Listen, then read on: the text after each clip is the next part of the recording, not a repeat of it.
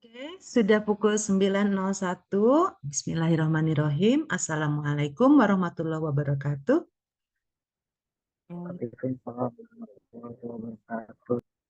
Baik, terima kasih banyak yang sudah hadir di sini. Saya lihat ada adik-adik mahasiswa, kemudian ada ini perwakilan ya dari BKSDA Kalimantan Tengah, Bapak Azlanta, kemudian Bapak Ibu dosen, serta narasumbernya sendiri ya yang aduh bikin seger pagi-pagi soalnya narasumbernya cantik sekali. Makasih banyak Ibu Rizka Hasanah yang sudah eh, meluangkan waktu ya untuk berbagi di sini sharing kita pagi ini tentang genetics ya. Kalau nggak salah ini riset waktu studi S2-nya ya. Oke, topiknya sendiri adalah analisis genetik berdasarkan di loop mitochondrial DNA dan gen TSPY. Nih pada satwa yang menjadi uh, apa namanya kebanggaan sebetulnya ya di Indonesia. Satwa endemik yaitu siamang kerdil ya, Hilobates closii ya dari Kepulauan Mentawai. Dan ini memang cuma ada di Kepulauan Mentawai. Makanya topik kita hari ini sangat spesial karena kita menghadirkan informasi variasi genetik ya, variasi genetik dari salah satu hewan yang endemik hanya ada di Kepulauan Mentawai di Indonesia. Sumatera Barat ya, Mentawai itu kalau nggak salah. Baik, apa namanya? Ya, saya senang sekali Ibu Rizka sudah berkenan untuk boleh dinyalakan mikrofonnya mungkin Ibu. Iya, Ibu. Terima Ya, kasih banyak. Ya.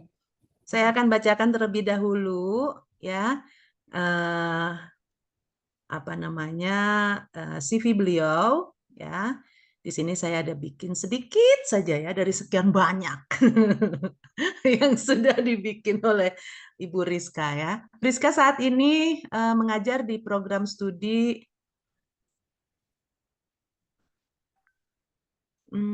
sebentar, ini kenapa ya? Eh, tidak ada masalah ya dengan suara saya ya? Ya, lagi sharing. Mm-mm.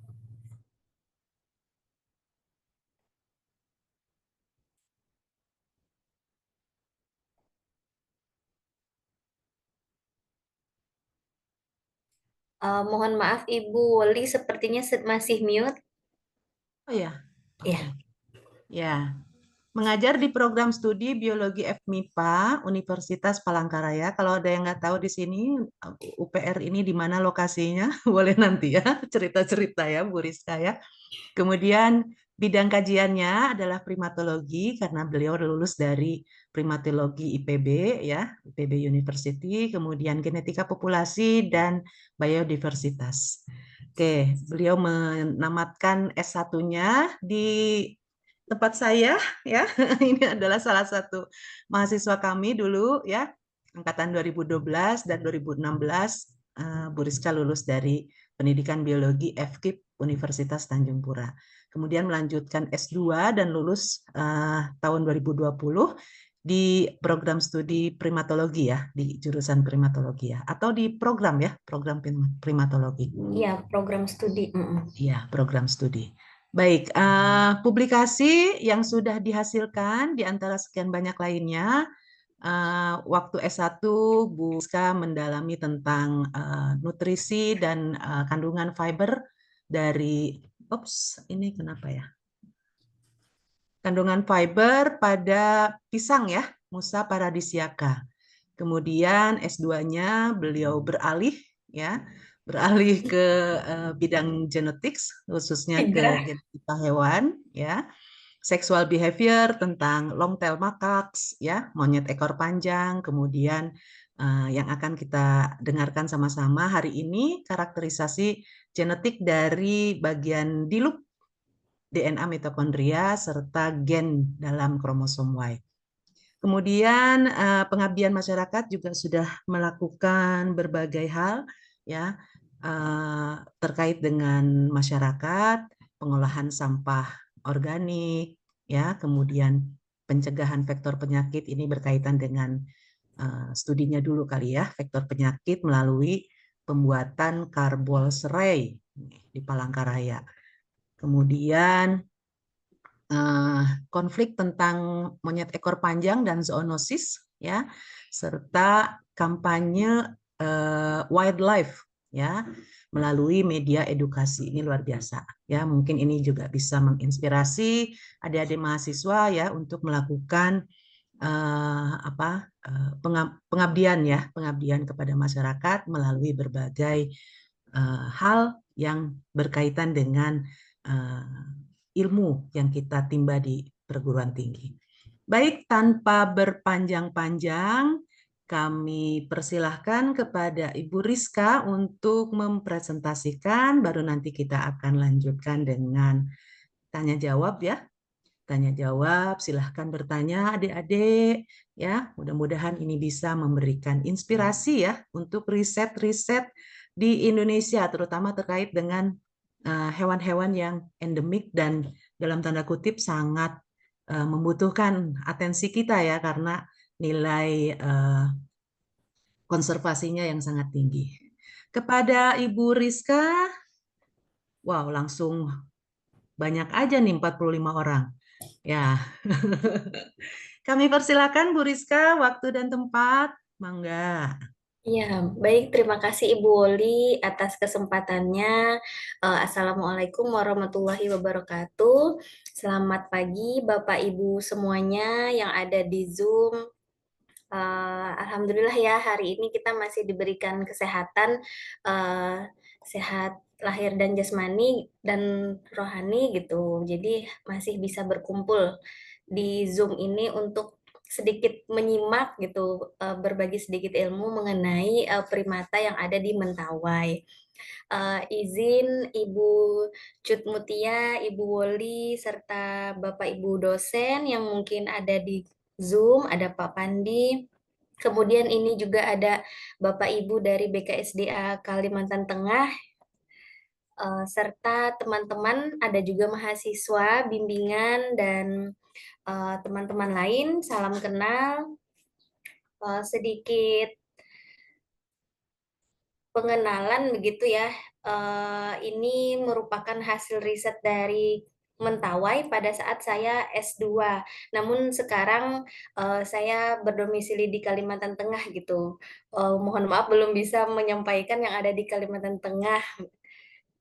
Izin saya share screen.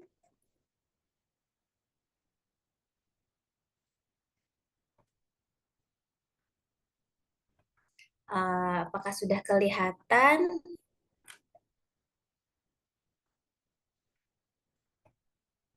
Ya,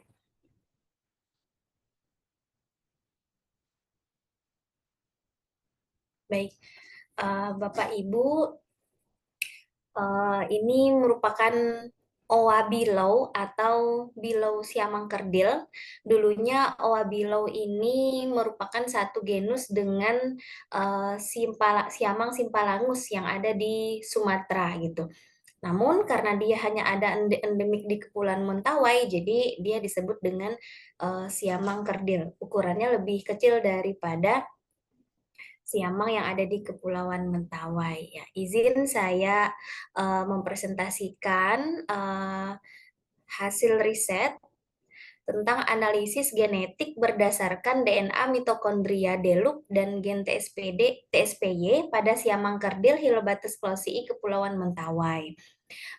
Penelitian ini merupakan penelitian S2 bersama dengan pembimbing saya, ada Bapak UU Sepuluh dari Pusat Studi Satwa Primata IPB, kemudian ada Ibu Diah Perwitasari Parajalah dari IPB, dan Prof. Dondin Sajuti dari FKH IPB.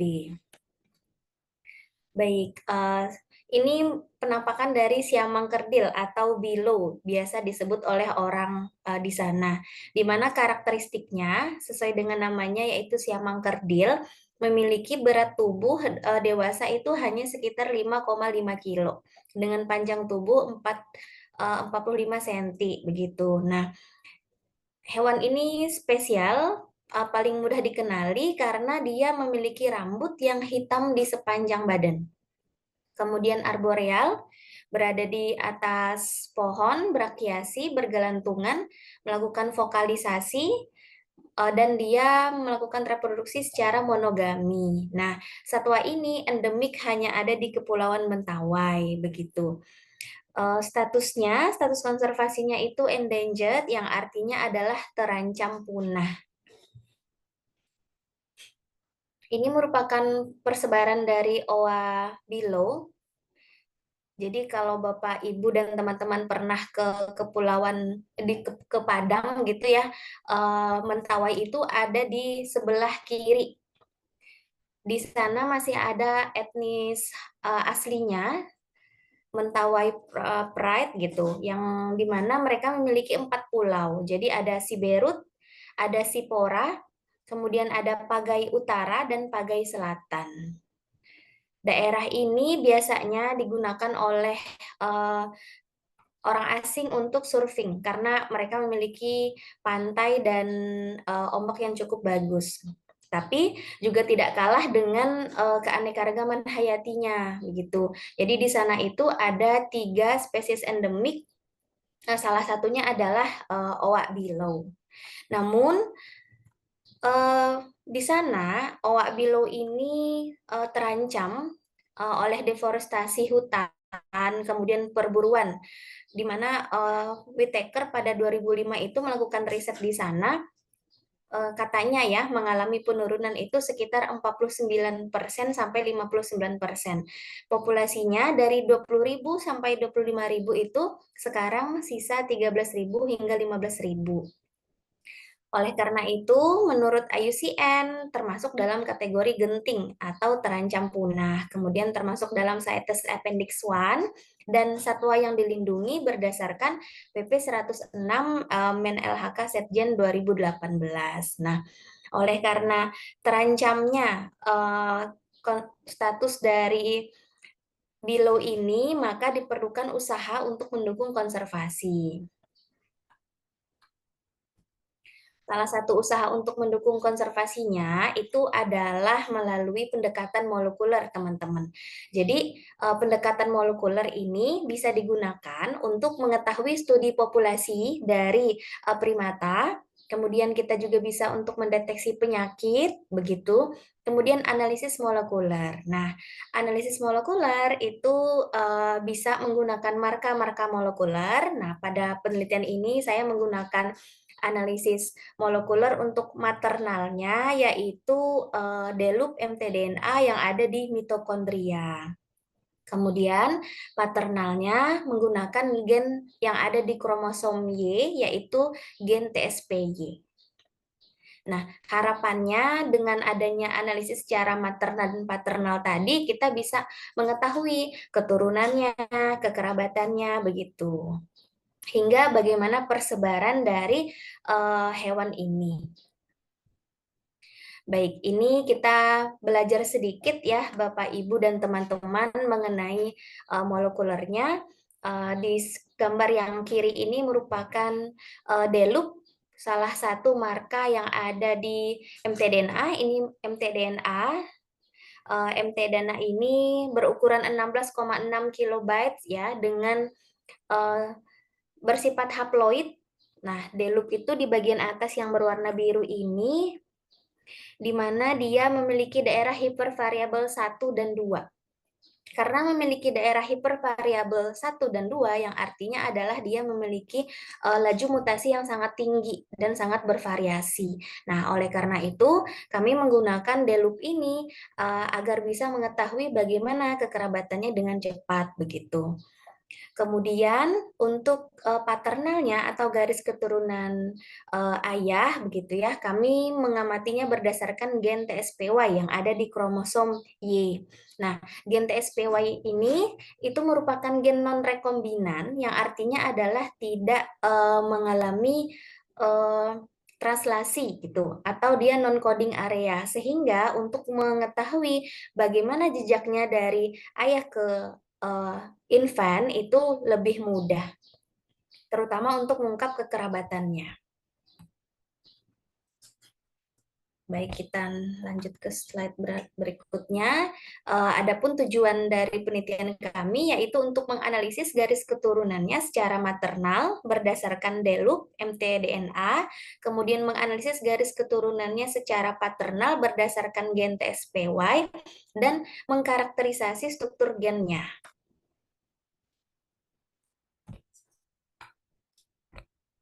Oke, penelitian ini sebenarnya sudah dilakukan pada tahun 2018 Oktober sampai September 2019 gitu. Ada 2 tempat ya di Pulau Siberut untuk pengambilan sampelnya dan juga di penangkaran Taman Safari Indonesia. Kemudian analisisnya dilakukan di Laboratorium Bioteknologi Pusat Studi Satwa Primata LPPM IPB Bogor. Karena sampelnya adalah sampel feses dan sampel darah, maka kami mengurus bioetiknya, yaitu komisi biorisiko dan baik, ini jumlah sampel, jadi sampelnya hanya ada 5, 4 itu dari Taman Safari Indonesia, kemudian satunya itu dari Pulau Siberut. Nah, kenapa di Pulau Siberut itu hanya ada 1? Karena untuk mendapatkan sampel feses di Pulau Siberut dengan lokasi yang cukup menantang begitu ya, dan dengan primata yang belum terhabituasi dengan baik itu agak sedikit memiliki tantangan. Sehingga kami mengambil sampel dari Taman Safari Indonesia yang mudah dijangkau sebagai perbandingan. Jadi di sini ada sampel feses, sampel darah, kemudian yang digunakan untuk mtDNA itu feses, yang digunakan untuk darah untuk TSPY itu darah dan feses. Nah, ini untuk preservasi sampelnya. Jadi kami menggunakan cotton bud, kemudian etanol, kemudian tabung VTM begitu ya. Sampelnya diambil feses segar, dimasukkan ke dalam tabung, kemudian nanti disimpan di dalam cool box begitu. Begitu juga dengan darah, darah ini diambil dengan cara primatanya dibius terlebih dahulu pada saat melakukan MCU, kemudian diambil darahnya melalui vena femoralis dan dimasukkan ke dalam tabung EDTA, kemudian baru dimasukkan ke dalam cool box. Ini untuk analisis DELUP mtDNA-nya dan TSPY. Jadi kami pertama tahapannya adalah melakukan isolasi DNA. Isolasi DNA-nya menggunakan DNA blood and stool extraction mini kit.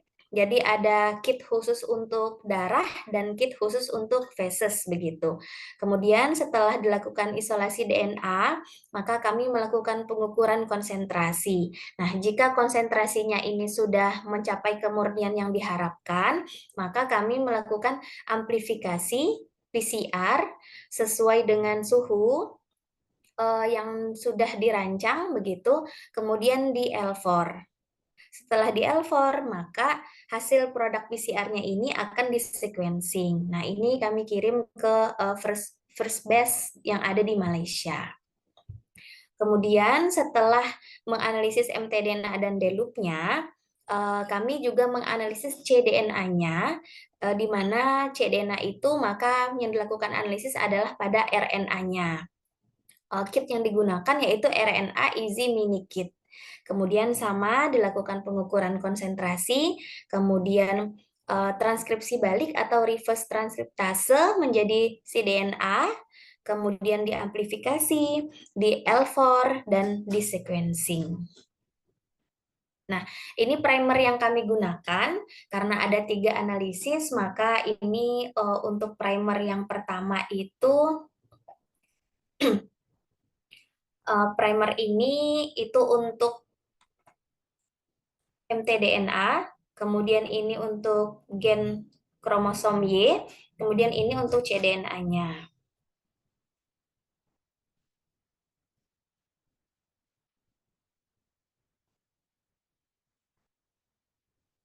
Oke.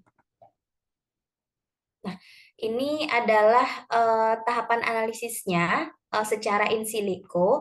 Jadi runutan basa nukleotida yang tadi telah didapat dari hasil sequencing itu akan runut dengan aplikasi BioEdit. Kemudian akan di alignment, disejajarkan menggunakan aplikasi Mega. Nah, di Mega nanti akan dibuat begitu ya, jarak genetiknya, kemudian pohon filogeninya. Kemudian karakterisasi gen TSPY-nya ini dari basan nukleotida yang sudah ditranslate menjadi asam amino, kemudian kami visualisasikan ke web iTaser. Di iTaser ini nanti sequencing-nya akan dikirim, kemudian visualisasinya akan mereka buat menggunakan PMOL, program PMOL. Oke, ini hasil dan pembahasannya. Jadi yang pertama tadi deloop mtDNA, ini gambaran ketika setelah di PCR dan dilakukan L4, baris-baris berwarna putih ini itu adalah DNA-nya begitu Bapak Ibu, hasil produknya. Di mana di sini kalau kita bisa lihat M itu adalah DNA leader atau DNA kontrol yang menunjukkan tingkatan base pair. Jadi misal ada dari bawah ya, ada 100 base pair, 200, 300, 400, 500, 600 begitu. Nah, kebetulan sampel oak below ini ada pada 512 base pair. Kemudian ini ada 5 sampel, di mana sampel pertama nomor 1 itu 66 betina dewasa, kemudian yang kedua itu April, jantan remaja, kemudian nomor 3 itu Lestari, betina remaja, nomor 4 Gogo, jantan remaja, dan nomor 5 ini Bilo, yang tidak diketahui jenis kelamin. Nah, 512 base pair itu kami alignment, kami sejajarkan dan didapat daerah hipervariabel 1 yang ada di deloop. Dari nomor 1 base pair sampai 427 base pair. Kemudian kami analisis dari kelima-limanya ini, ternyata mereka dari jumlahnya itu ada sekitar 415 urutan basa nukleotida yang conserve, yang artinya sama, tidak berubah antara 5 individu, kemudian ada yang parsimoni dan ada yang basa tunggal. Nah, kenapa kami mengambil daerah HV1 atau hipervariabel? Dikarenakan ini alasannya yaitu memiliki laju mutasi yang lebih cepat yang digunakan nanti untuk pohon filogeni. Oke, kita lanjut. Ini hasil analisis jarak genetik Bapak Ibu dan teman-teman. Jadi dari 5 individu ini ternyata 66 dengan April ini memiliki jarak genetik yang sangat kecil atau bahkan 0. Yang artinya adalah jika memiliki jarak genetik yang rendah, maka mereka tidak memiliki variasi atau variasinya juga rendah. Karena tidak memiliki variasi dan jarak genetiknya 0, maka mereka adalah identik. Identik ini bisa anak dan ibu dan anak. Kenapa? Karena kita berdasarkan analisis maternal DNA mitokondria seperti itu. Sedangkan Lestari, Gogo, dan Bilo itu masih memiliki jarak genetik yang lumayan besar dibandingkan dengan 66 dengan April. Nah, kemudian kita lakukan analisis lanjutan menggunakan filogeni. Sedangkan di filogeni ternyata dari 4 sampel yang kita amatin ini, 5 sampel ya, 5 sampel itu terbentuk menjadi 4 klaster, di mana Closi I dan Closi I66 yang tadi dan April yang diindikasikan sebagai ibu dan anak ternyata benar memiliki hubungan kekerabatan yang sangat dekat, yaitu dengan nilai kepercayaan 99%. Kemudian Below yang tadi berasal dari Kepulauan Siberut begitu ya, memiliki kekerabatan yang dekat yaitu dengan nilai kepercayaan 96% dengan sampel yang ada di Sipora. Kemudian Gau-Gau yang tadi diambil dari Taman Safari Indonesia itu membentuk klaster yang berbeda, di mana dia lebih dekat dengan Closi I yang ada di Pagai Selatan maupun Pagai Utara. Kemudian Lestari juga dekat dengan Closi I yang ada di Siberut. Nah, sampelnya itu 5 Bapak Ibu, sedangkan SP11, SP06 ini adalah data yang ada di NCBI. Jadi kami ambil untuk kami lakukan perbandingan. Kemudian outgroupnya yaitu Hylobacter agilis, Hylobacter moloch, dan Hylobacter mouleri. Baik, kalau tadi itu maternal delup, sekarang analisis berdasarkan gen TSPY. Nah, gen TSPY ini untuk menganalisis gen pada kromosom Y. Berarti di sini yang dapat dianalisis adalah gen jantan, ya, yang berkelamin jantan. Maka yang bisa dianalisis yaitu April dan GOGO. Nah, kenapa kami lakukan analisis gen TSPY maternal? Karena ada indikasi tadi 66 dan April ini memang merupakan ibu dan anak, namun memiliki penampilan atau appearance yang agak berbeda dari segi morfologinya. Kemudian setelah dilakukan analisis, April dan Gaugau yang sama-sama jantan dan terekam ya pada 780 base pair. Nah, daerah TSPY ini itu adalah daerah yang memiliki ekson 1, intron 2, dan ekson 2 pada hasil amplifikasinya. Kemudian antara GOGO dan April tadi itu dibandingkan dengan beberapa data yang ada di NCBI dan ternyata memang memiliki perbedaan. Nah, di sini GOGO dengan closi yang ada di data NCBI ternyata memiliki urutan nukleotida yang sama ya dan menunjukkan identitas sebanyak 100%. Tetapi ternyata April yang tadi berbeda dari segi morfologi memiliki urutan nukleotida yang berbeda pada nomor 296. Dan dia sama dengan Hylobacter mouleri. Jadi April dan mouleri ini, April itu closii siamang kerdil itu memiliki kekerabatan sebesar 99,56. Sedangkan GOGO dengan closii itu yang sama-sama Hylobacter closii itu 100%. Tetapi GAU-GAU dan yang ada di NCBI dengan mouleri ini berbeda gitu. Nah, diindikasikan bahwa memang terjadi mutasi DNA di sini. Yaitu mutasi DNA ada mutasi transisi dan mutasi transversi berdasarkan perubahan nukleotidanya. Oke, kita lanjut Bapak Ibu. Setelah dilihat jarak genetiknya, ternyata benar April GAU-GAU dibandingkan dengan Hylobacter closii yang merupakan aslinya begitu ya, dan dibandingkan dengan Hylobacter mouleri dugaan itu memang ternyata April ini memiliki jarak genetik yang kecil dengan mouleri, yang lebih dekat dibanding dengan GAU-GAU ataupun Hylobacter closii lainnya. Jadi di sini ada indikasi memang jantan April ini mengalami hibridisasi gitu ya, hasil hibridisasi antara induknya tadi dengan Hylobacter mouleri.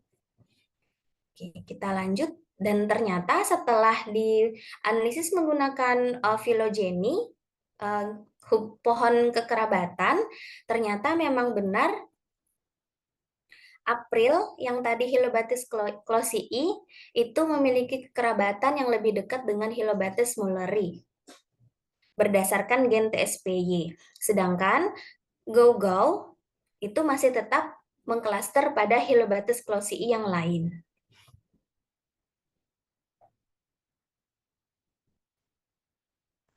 Baik, kita lanjut. Nah, ini untuk segi morfologinya, Bapak Ibu. Jadi di sini itu ada ini 66, ini adalah induk betina, Hylobacter closii. Kemudian ini anaknya yang tadi identik berdasarkan delup mtDNA, si April, begitu ya. Tetapi ternyata dari segi penampilan antara betina dewasa Hylobacter closii dengan April remaja jantan ini ternyata tidak sama. dalam segi morfologi. Jadi harusnya rambutnya itu hitam di sekujur tubuh begitu ya, tetapi dia menunjukkan adanya penampilan yang berbeda di bagian alis dan ukuran yang agak sedikit lebih besar begitu. Dan dibandingkan dengan Helobates molleri itu ternyata memiliki sedikit persamaan. Nah, setelah ditelusuri, ternyata memang ada dugaan Closii yang dewasa ini melakukan perkawinan dengan Helobates molleri yang ada di Taman Safari Indonesia.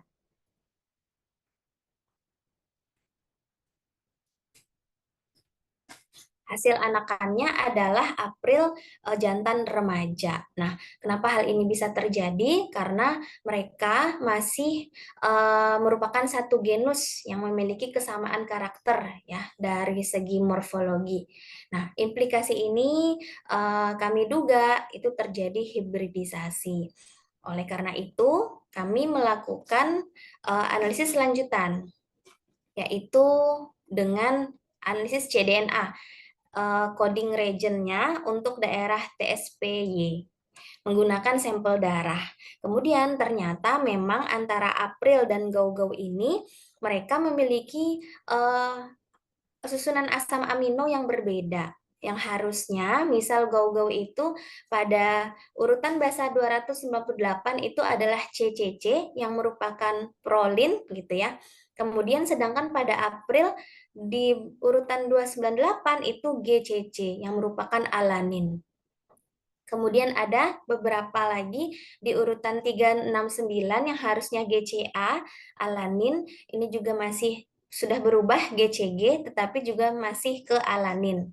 Kemudian ada di urutan basa 397 itu AAT, kemudian berubah di April susunannya menjadi GAT. Jadi ada perubahan beberapa asam amino. Ada 5 perubahan nukleotida yang mana itu membentuk 4 asam amino yang berbeda, begitu Bapak Ibu.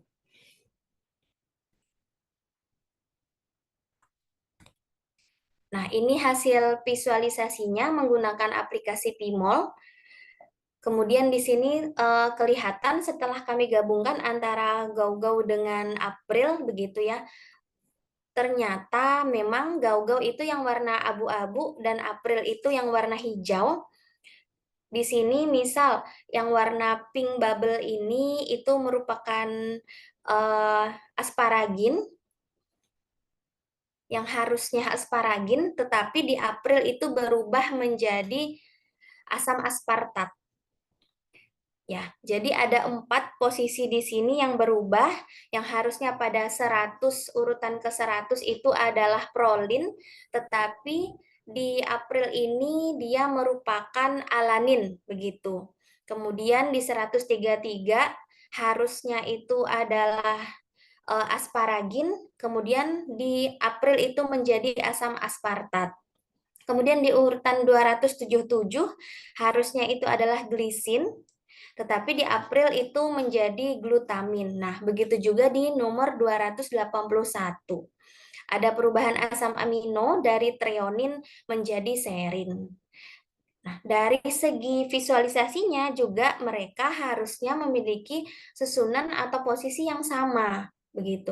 Tapi karena tadi terjadi perubahan asam nukleotida dan asam amino, ternyata juga berubah dari segi susunan proteinnya, begitu Bapak Ibu. Maka hasilnya diindikasikan memang April ini merupakan hasil hibridisasi ya antara induk tadi molleri dengan induk Closii berdasarkan gen TSPY. Nah, hasil mutasi ini apakah berpengaruh begitu pada fungsi perkembangan dan fungsi testis, di mana gen TSPY ini adalah gen yang mempengaruhi fungsi testis dan perkembangannya tadi. Dan ternyata perubahan fungsi asam amino pada gambar sebelumnya itu meningkatkan terjadinya perubahan. Nah, ini masih kami lakukan analisis lebih lanjut harusnya ya. Jadi dia bisa berpengaruh pada tingkat kesuburannya, bisa fertil ataupun steril pada April tadi.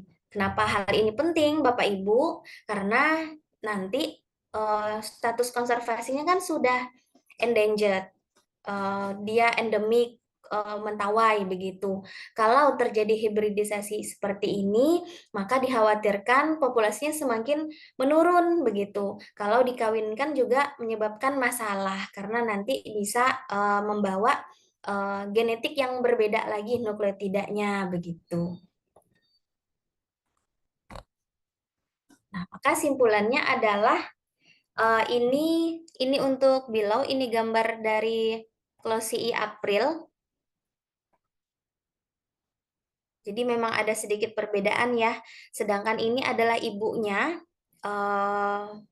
Mereka masih dalam satu kandang yang sama karena Aprilnya ini masih remaja, maka di sini saran dari kami kepada Taman Safari Indonesia adalah melakukan pemisahan kandang begitu. Dan mungkin tidak mengawinkan setelah beberapa tahun agar tidak terjadi perubahan genetik yang lain. Nanti bisa menjadi subspesies atau lainnya. Dan selanjutnya, April ini kita masih belum tahu apakah dia steril atau fertil begitu. Kesimpulannya, berdasarkan analisis maternal Delup mtDNA dari 5 sampel itu menunjukkan 4 haplotipe dengan 66 dan April itu merupakan ibu dan anak.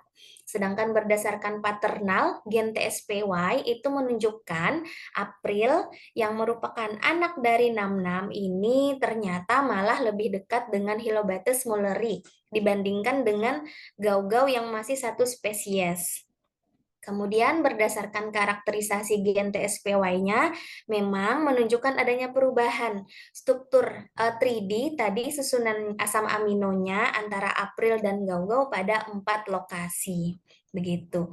Sehingga sarannya manajemen konservasinya adalah dilakukan pemisahan kandang untuk menghambat terjadinya perkawinan kerabat atau terjadinya inbreeding ke depan. Baik, sekian materi dari saya. Kita belajar bersama, Bapak, Ibu, dan teman-teman semuanya. Saya serahkan ke Ibu Woli. Baik, terima kasih Ibu Rizka. Wow, ini betul-betul menarik ya. Ya Allah, di dalam kandang itu mereka bisa melakukan hibridisasi ya. Wah, ini benar-benar ya untuk pihak pengelola Taman Safarinya sendiri, pemahaman kita tentang konservasi itu memang harus dilandasi oleh studi-studi molekuler seperti ini ya. Iya, Luar Ibu. biasa. Ini nggak Oh, nyangka sekali loh Bu Rizka ya, mereka bisa saling iya, Bu. sampai sampai bisa menghasilkan satu anakan hibrid gitu ya. Masya Iya. Allah, luar biasa. Kalau boleh cerita dikit, jadi mereka juga di sana tidak ngeh gitu, Bu, Hmm, dengan Molari ini jantannya. Nah, sayangnya jantannya ini sudah mati sebelum kami lakukan analisis. Jadi memang dugaan gitu, karena tidak ada sampel hidup. Tidak ada sampel hidup, dugaan ini sepertinya Molari begitu. Lalu kami ambillah data dari NCBI, disamakan ternyata memang benar. Nah, infonya memang Mulari ini masuk ke kandang 66 tadi untuk melakukan perkawinan. Itulah ya, kalau yang namanya jantan tuh nggak dikekang ya. Masya Allah, luar biasa. Mungkin nanti ada Bapak Ibu dari BKSDA ya, boleh bercerita sedikit ya tentang Iya, kondisi mungkin. peluang atau potensi perkawinan antar spesies ini ya di situasi di penjara aja masih bisa saling kawin ya, luar biasa ya. Boleh, boleh. Nanti kita angkat gitu ya. Kita mengundang Bapak Ibu dari BKSDA, mudah-mudahan nanti bisa ikut urun informasi bersama kita di sini. Oke, barangkali ada yang mau bertanya. Ini betul-betul di luar dugaan saya ini, Bu Rizka. Monggo silakan adik-adik. Ada yang mau bertanya kepada narasumber kita pagi ini? Oh, ini ada juga dari Taman Nasional nih kayaknya. Ya, silakan. Ada yang mau bertanya atau perlu saya?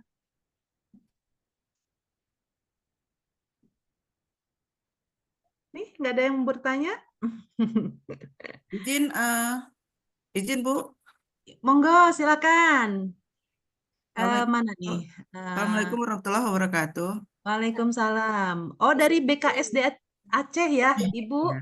Silakan, Bu. Saya, saya Dr. Hewan Taing Lubis.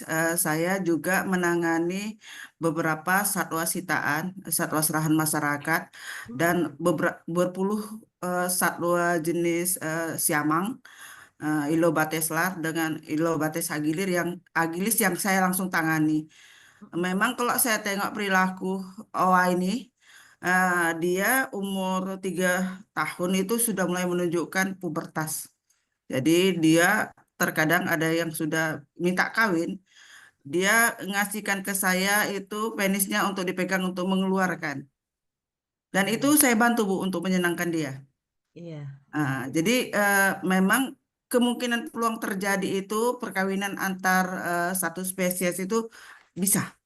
Kenapa? Tingkat libidonya lebih tinggi memang pada primata ini. iya, Tapi betul. hasilnya itu menurut saya hasil dari perkawinan silang itu sulit seleksi di alam. Iya, Tapi betul. kalau untuk kebun binatang bisa lah. Kalau untuk seleksi di alam, Betul. karena nanti banyak cobaan-cobaan yang dia akan alami, pengenalan makan, pengenalan habitat, pengenalan pemangsa, itu dia kemungkinan peluangnya 100% tidak akan terjadi. Karena itu perlu evolusi. Kalau untuk stok kebun binatang dan lain-lainnya, itu wajar-wajar aja sih untuk proses penelitiannya. Makasih, Bu. Baik, aduh terima kasih banyak ya. Ini ada dokter hewan dari BKSDA Aceh. Ya, betul sekali ya, karena proses hibridisasi ini untuk kalau boleh saya sedikit mengutip beberapa apa kejadian gitu ya. Ini memberikan depresi sendiri ya kepada hewan-hewan terutama untuk hewan yang endemik ya.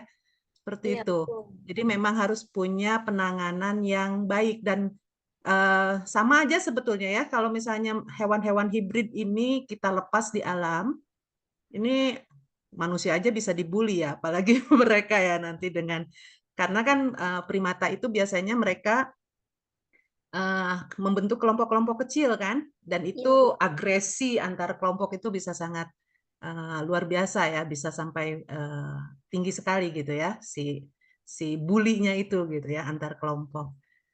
Baik ya, betul sekali Bu Taing ya, panggilannya Bu Taing Ya, ya. Bu Taing. Mohon Nah, Iya, maaf. Bu Taing. karena gini, karena ada beberapa satwa juga diserahkan ke kita, Hmm, itu ya, sifat liarnya itu sulit, iya betul. terlalu manja dan kita biasanya alternatifnya itu tidak boleh diserahkan, tidak boleh kita lepas liarkan. Itu wajib Mm-mm. diserahkan ke LK. Dan biasanya Oh, saya kalau menyarankan itu lepas liar saya nggak mau. Saya bilang ini iya. wajar di LK karena dia sifatnya manja. Kalau di Sumatera itu kan apalagi Aceh banyak Banyak ya. harimaunya, kita tinggal Mm-mm. masukin hutan, tinggal dimakan harimau aja. Gitu sih. Iya, iya, iya, iya, iya. Baik. Wah, informasi yang sangat sangat menarik ya, Bu Iya. Bu Izin Dokter ya. menanggapi Ibu, Ah, mau iya. sambil diskusi juga ya Ibu Taing, terima kasih banyak sudah hadir di sini Ibu, salam kenal, ini jauh dari Sama-sama. BKSD Aceh begitu ya, dan kebetulan memang bahasannya juga siamang yang ada di Sumatera begitu. Nah, Betul. iya Bu, saya ingin tanya yang tadi Bu, berarti kalau di alam itu memang banyak ya Bu mereka pindah kelompok dan karena simpatrik begitu ya, untuk melakukan perkawinan itu mudah ya Bu? Mudah, karena kalau saya di Aceh itu ada beberapa hutan kita masukin di pinggir jalan aja kita mendengar suara mereka. kalau saya Oke. itu jenis OA, jenis siamang itu saya udah tahu karena saya memang dokter hewan di situ kan. Kemudian kalau di Aceh, di Aceh itu ada di Grute. Jadi itu satu kelompok ibu dan anak, bapak satu keluarga, bapak dan anak dan bapak istri dan anak-anaknya itu akan datang ke Grute untuk dikasih makan. Ada hubungan timbal balik antara pemilik orangnya dan datang dia itu aja dan sepanjang tahun dan terjadi. Dan apabila saya pancing waktu dia datang, saya pancing dengan suara oa. Nah, Iya. Mm-mm. dia siamang, saya pancing suara oa, dia langsung lari. Jadi dia akan langsung responsif. Ada suara tertentu yang bukan dari kelompok dia. Dan biasanya si bapaknya akan menyelamatkan induk dan anak-anaknya harus menjauh dari wilayah itu. Itu sih. Jadi kalau misalnya siamang jenis oa itu, siamang kan jenis oa juga. Itu untuk melakukan perkawinan itu mudah dan banyak beberapa kasus jenis kedi juga kedi bukan oa Iya. apabila primata lah apabila dia kalah bersaing dengan memperebutkan Iya, betinanya iya. sering Oke. mati di tiang listrik dan itu Hmm. baru-baru ini terjadi juga sama orang hutan. Jadi kalau udah kena tiang listrik biasanya terbakar dan itu sulit sembuh. Ada beberapa kasus OA dan jenis eh, daripada apa itu tadi itu Siang. kena listrik pasti mati. Oh, orang hutan. Iya. Tapi Itu terjadi karena eh, perebutan betina. iya. Berarti memang karena perebutan betina gitu ya, Bu, bukan Ya, karena di kelompoknya, atau memang di kelompoknya itu kan mereka monogami begitu ya, ya. nah, satu-satu begitu. Karena kurang atau memang tadi yang Ibu bilang pubernya Libidonya tinggi. Pubernya. ya, Nah, jadi gini kok menurut saya pada saat dia mulai puber dia kan mengganggu wanita ya. Nah, dari dalam sekelompok itu kan ada mulai pubernya itu muncul. Nah, Mm-mm. dari kelompok yang pubernya itu muncul, itu akan berkelahi dan akan mengasingkan diri pada saat dia mulai mendapat betinanya. Pada saat puber muncul bersama-samaan itulah namanya kompetisi. Disitulah akan terjadi persaingan dan akan kalah. Dia masuk ke pemukiman masyarakat melalui tiang listrik, lompat sana, lompat sini, dan mati. Kok menurut Iya. saya ya, karena kalau udah itu terjadi udah beberapa kasus. Kenapa terjadi pada jenis yang jantan aja gitu. Eh, dan itu pun tidak sama siamang aja. Ada kucing hutan juga yang jantan juga masuk pemukiman masyarakat, macan dan juga ada masuk masyarakat, ke pemukiman masyarakat. Tapi dan rata-rata umurnya remaja menuju dewasa. Jadi kenapa saya bisa eh, simpulkan itu kompetisi karena kriterianya itu kenapa jantan remaja dewasa aja karena pubernya itu dia tidak bisa mengendalikan dirinya yang pada yang muda remaja itu pubernya itu meledak-ledak sama kayak manusia namanya primata namanya hewan mamalia. Makasih. iya. Iya. Terima kasih banyak Wah, Ibu. luar biasa ya. Iya, luar Ini biasa kita. ini kalau menurut saya ini adalah dampak lebih lanjut dari apa kerusakan habitat sehingga Betul Ibu. penurunan populasi ini menyebabkan jumlah apa individu yang efektif untuk Iya, terjadinya perkawinan secara seimbang jumlahnya Ya, antara jantan dengan betina seperti itu. Ini efek lanjutan dan ini bisa menyebabkan ini ya apa namanya gangguan juga gitu ya. Apalagi sampai masuk ke lingkungan-lingkungan pemukiman. Nah, ini iya. ya. ya. Ini Iya, luar biasa Karena ya dari keluarga baru kan mencari habitat baru yang telah berubah. iya, iya. iya Ya, betul Ini Ibu. efek pubertas. Ya ampun, luar biasa sekali. Mungkin ada Bapak Ibu dari BKSDA yang lain mau menanggapi, monggo silakan. Saya persilahkan. Ada Pak Junaidi ya. Silakan Pak. Izin Bu, izin ya. Saya Junet Bu, tenaga lapangan dari BKSDA Kalteng. Ya, Jadi, salam kenal Bapak. sama-sama. Ada mungkin 2 atau 3 pertanyaan ya. Yang pertama, maklum nih kami background-nya kan di kehutanan ya, lain di kedokteran. Jadi, sesuai dengan tema, satu pertanyaan akan ini, yang kedua nanti mungkin berhubungan dengan kegiatan fungsi kami teknis Bu. Jadi Yang pertama, apakah siamang ini reseptornya itu sama dengan owa-owa yang di Kalimantan Tengah. Nah, itu ya. Karena ini terkait dengan misal ada penyebaran penyakit, jika reseptornya sama kan mudah atau masuknya bisa ya. Seperti virus H5N1 kan yang reseptor sama pasti akan masuk. Yang kedua, di sini Bu terkait owa Kalimantan. Jadi apakah memang mungkin sepengetahuan mungkin ada rekan-rekan BKSDA Aceh tadi yang lebih sering dokter riwayatnya ini, apakah dalam kita melakukan translok, apakah itu diupayakan sepasang? Artinya memang sudah dijodohkan di LK ataupun di tempat rehabnya ya. Karena terkadang kita ini menerima serahan bayi ataupun sudah dewasa itu pada saat dia sudah dewasa kita ada kebingungan untuk melakukan translok karena beberapa ada kondisi yang menurut ini harus dilepas liarkan dengan berpasangan, ataukah kalau menurut kami artinya jika dia selama itu selalu di kandang dengan banyaknya campur tangan manusia ngasih makan atau pengecekan kesehatan terhadap satwa tersebut, artinya kan dia akan lebih sering kontak dengan manusia dan akan membuat sifat liarnya malah semakin menurun. Hanya saja jika dilepas liarkan di alam pada saat dia masih manja memang benar, artinya dia belum 100% bisa adaptasi dengan kondisi hutan, apalagi jika makanannya itu misal yang dipelihara itu dikasih apel kah atau apa yang sangat susah didapatkan di hutan. Betul itu. Hanya saja apakah pelepas liarannya, karena menurut kami sepintar-pintarnya kita menyangka atau menebak kelakuan mereka biar bagaimanapun alaminya adalah seorang satwa. Artinya dia punya kemampuan lah ya, atau naluri insting seperti apa supaya mereka survive di alam. Tentunya dengan kita mentranslok di lokasi yang sangat minim predator, artinya seperti itu. Kemudian yang ketiga, ini masih owa Bu, cuma mungkin ya bisa dianalogikan dengan siamang ya.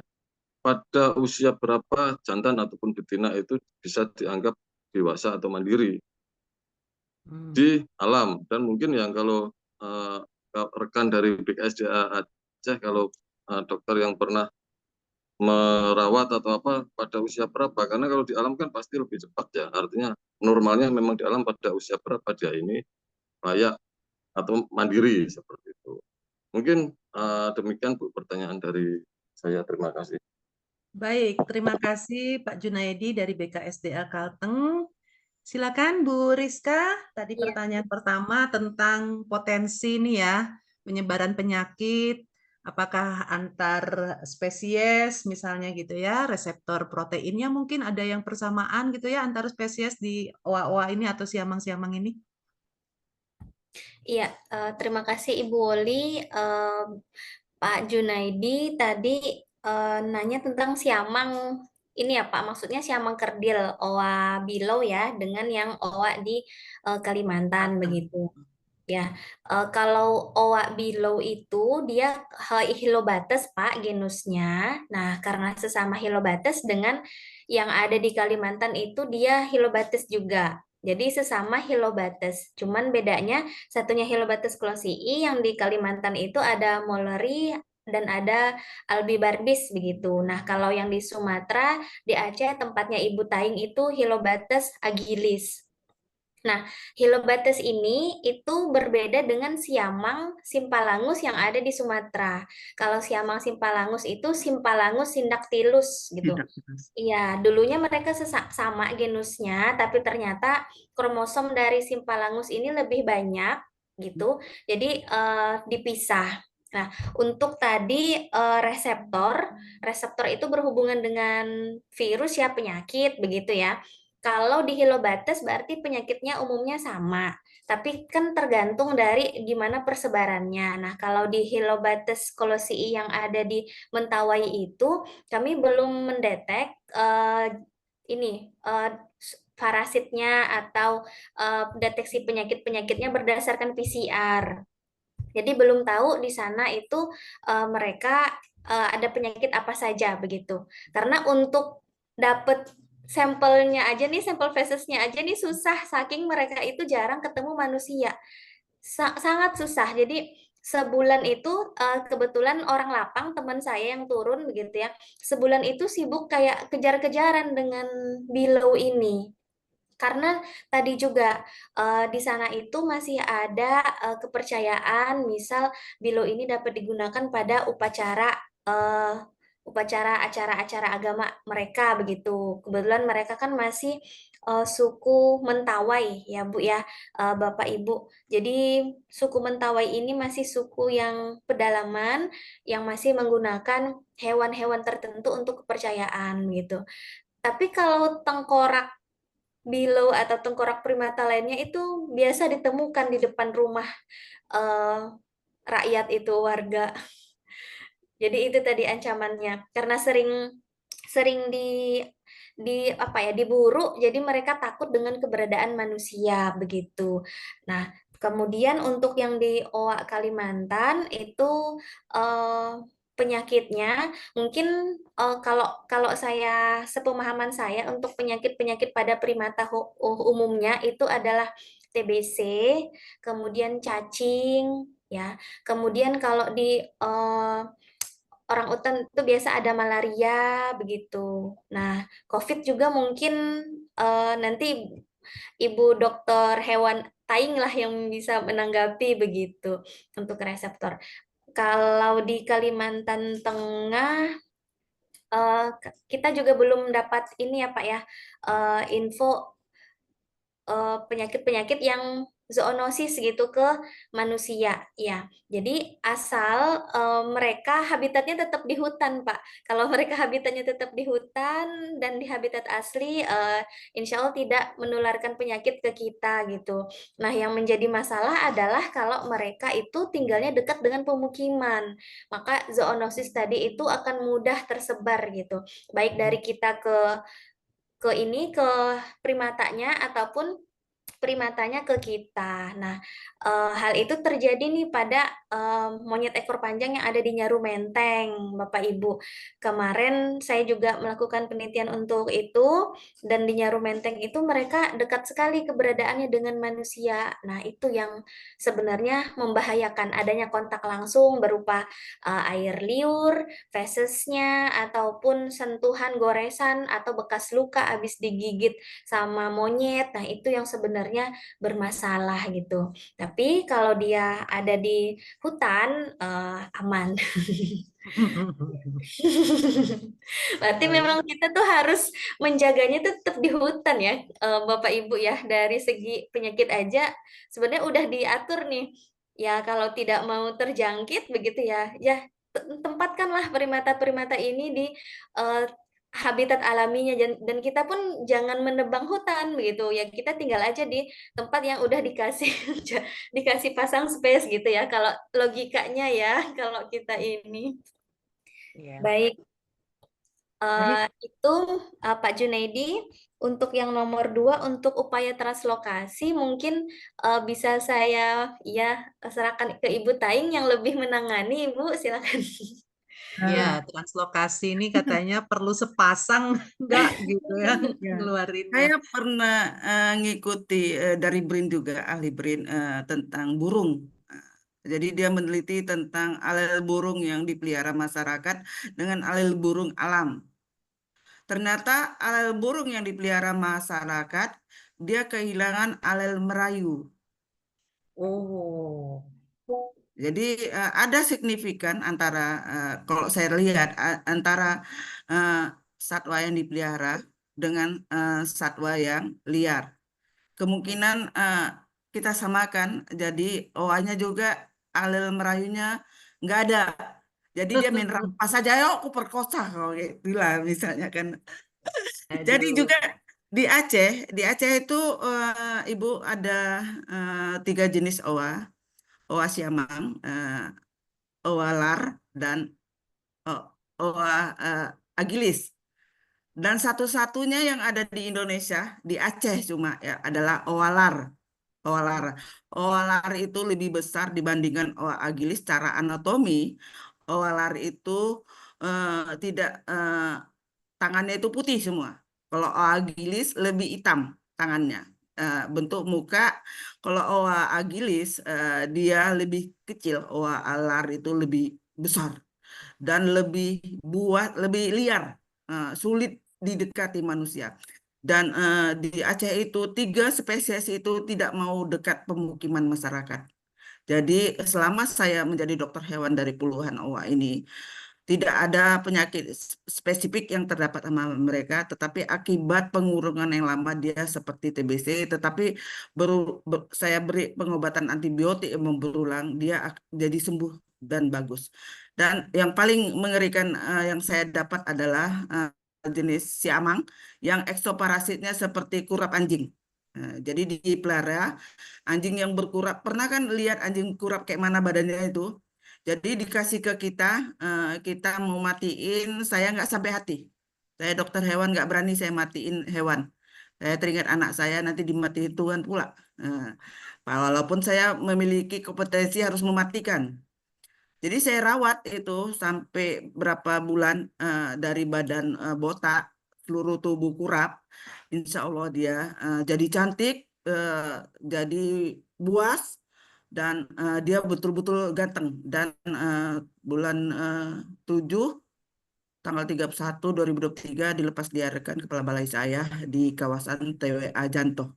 Dan pada saat itu memang dia sudah bulunya lebat sekali. Saya tidak mengobati bulunya itu yang itu untuk obat-obatan dokter, tapi saya pakai obat salon. Jadi bisa dia seperti cantik sekali.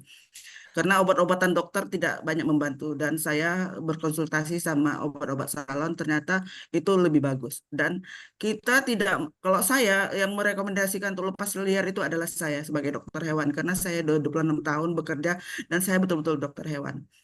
Bukan aja, buaya juga urusan saya. Jadi saya kalau disuruh lepas liar, kalau saya terakhir ini saya terpikir alel.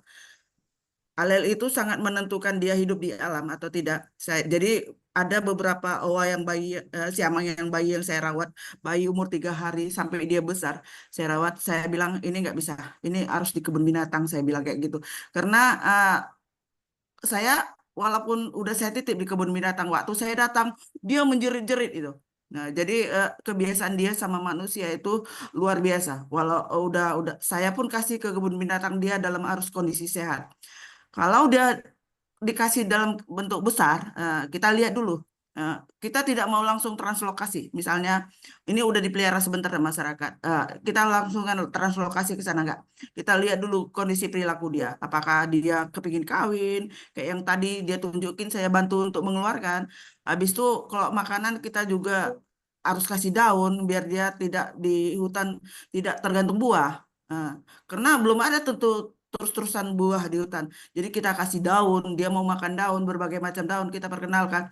Dan tidak boleh didekati. Orang tidak boleh melihat dan itu pagar BKSDA ditutup. Jadi orang tidak boleh berinteraksi sama dia. Dan saya juga tidak boleh ngelus-ngelus dia. Saya kasih makan, saya ganggu dia, baru saya analisa, kemudian saya sampaikan kepala balai bahwa ini boleh dilepas liarkan. Dan nanti kita survei lokasi lepas liarkan. Lokasi lepas liar apabila kita anggap dia itu masih manja, sedikit manja lah. Nah, dan belum survive, kita akan ada NGO di situ untuk mengamati. Jadi tidak harus sepasang. Menunggu sepasang belum tentu 2 tahun itu ada pasangannya. Belum tentu owa itu jumpa pasangan baru langsung cinta. Tidak ada chemistry-nya dan itu pernah dilakukan di jenis siamang di Serah. Mereka berhasil menyatukan siamang jantan dan betina itu perlu proses masuk kandang sini masuk ke ada rasa percintaan lah, ada alel merayunya di situ.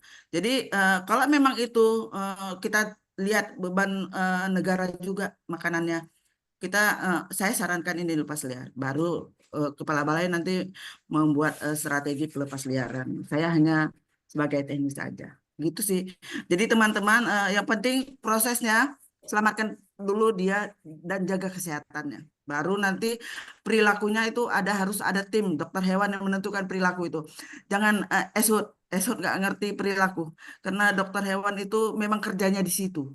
Terima kasih, Bu. Baik, terima kasih dokter. Ya ampun, segitunya ya. Luar biasa sekali. Nah ini satu pertanyaan, usia berapa mereka itu dewasanya ya? Kalau untuk jenis-jenis ini? Dia tiga tahun 3 udah mulai tahunan puber. ya? Nah, minimal dia 2 tahun. Nggak sama kita atau sama mitra, minimal dia 2 tahun udah mulai dia nakal, udah mulai Pak, baru bisa dilepas liarkan. Kita kerjasama dengan SRA juga, mereka sudah punya anak, sudah mulai berhasil itu nanti dilepas liarkan bersama-sama BKSD Sumur, BKSD Aceh gitu. Dan mereka Baik. SRA itu berhasil satu-satunya di Indonesia, saya rasa ya, di SRA itu berhasil OWA itu menghasilkan anak dari pasangan penyerahan masyarakat. Dan itu Oke. saya lihat sendiri dan anaknya cantik banget. Aduh. Baik, terima kasih Bu Taing. Ya, silahkan. Masih ada pertanyaan kah? Mungkin dari adik-adik mahasiswa tertarik dengan... Oke, ada Mudatul Ulfa. Silahkan. Boleh disebutkan dari mana ya? Perkenalkan, nama saya Mudatul Ulfa, saya mahasiswa biologi dari Universitas Palangkaraya, angkatan 2022. Saya bertanya, tadi ibunya ada menyinggung tentang kebanyakan di alam si Amang atau Wawa itu kan melakukan perkawinan silang gitu, kebanyakan. Nah, itu tuh kemungkinan besarnya ini akan menciptakan spesies baru atau malah mengganggu keberlangsungan spesies mereka gitu, Bu. Baik. Hanya satu pertanyaannya atau masih ada yang lain? Satu aja. Ya, ini perhatian kita ya. Ups. Bentar, saya izin share screen. Untuk Ulfa.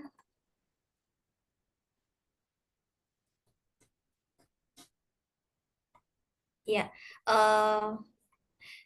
izin Ulfa untuk pertanyaan Ulfa ya. Jadi di alam itu mungkin nggak mereka untuk nanti menjadi spesies baru begitu. Ya, fertil, apakah steril begitu.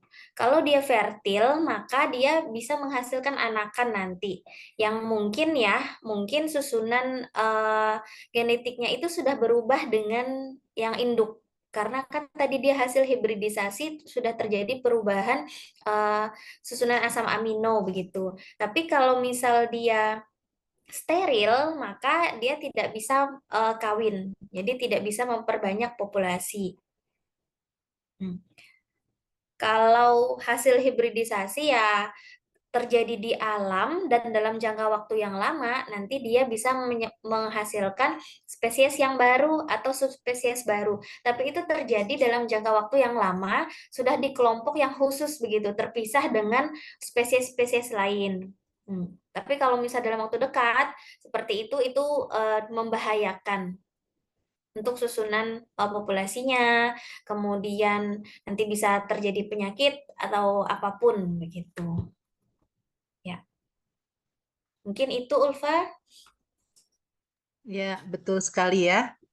Jadi proses hibridisasi ini kayaknya seru gitu ya, menghasilkan varian baru gitu ya. Tapi kalau misalnya itu efeknya adalah infertilitas gitu ya, atau steril gitu ya, itu yang akan membawa dampak kepada kelanjutan spesies tersebut ya.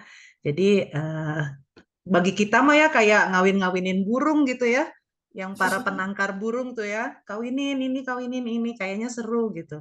Padahal itu bisa menjadi langkah yang menurunkan jumlah populasi, apalagi kalau tingkat hibridisasinya tinggi ya. Iya, betul. Baik, silakan ada lagi. Bisa nambah, Bu. Monggo, silakan Ibu.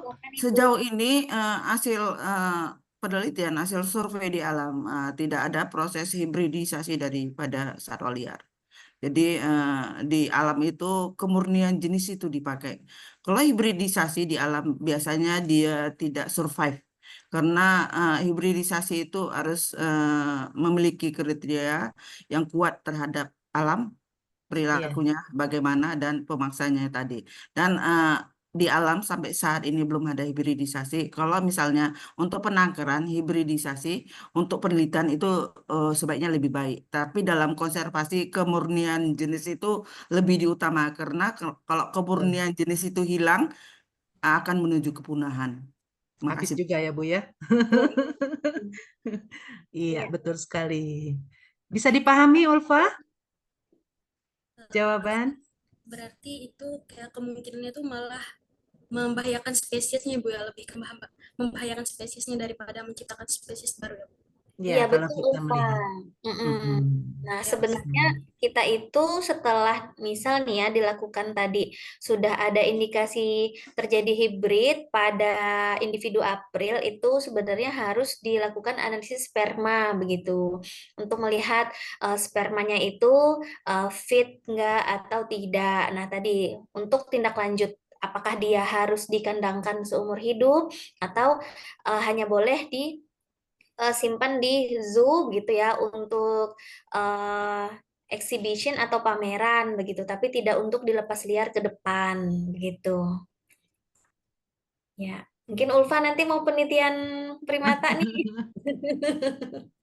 Amin, mudah-mudahan banyak penerusnya nih Bu Rizka ya dari Kalimantan ya. Karena Kalimantan juga kan banyak beberapa spesies yang apa namanya endemik juga gitu ya. Iya, betul. Iya. Kalimantan. Baik, silakan masih ada waktu kita untuk sesi tanya jawab ini. Ini monggo saya undang lagi teman-temannya Ulfa. Boleh ada yang membuka mikrofon? Silakan.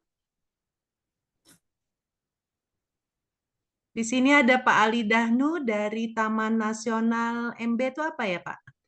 Boleh Pak ikut meramaikan? Mungkin ada pengalaman-pengalaman menarik terkait hewan-hewan yang ada di Taman Nasional sana.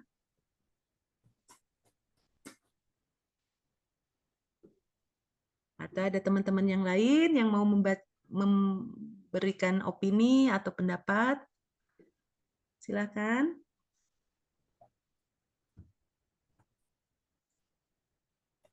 Oke, saya seringkali kebingungan dengan gen untuk penggunaan kromosom Y ini. Iya, Dan Ibu.